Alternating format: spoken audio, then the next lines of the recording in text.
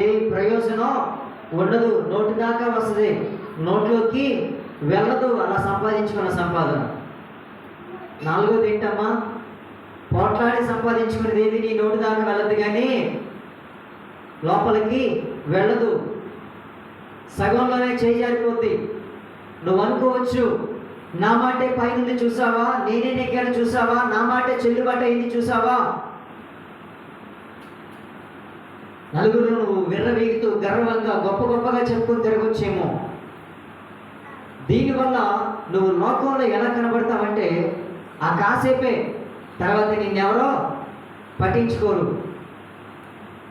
దేవునికి మాత్రం ఇలాంటి ఏమాత్రం కూడా ఇష్టం ఉండవండి. ఏమేమి ఇష్టం ఉండవు అని చెప్పాను దేవునికి. మీరు ఎంతవరకు వాక్యం అంటున్నారు ఇప్పుడు అర్థం అవుతుంది. 4 విషయాలు చెప్పాను.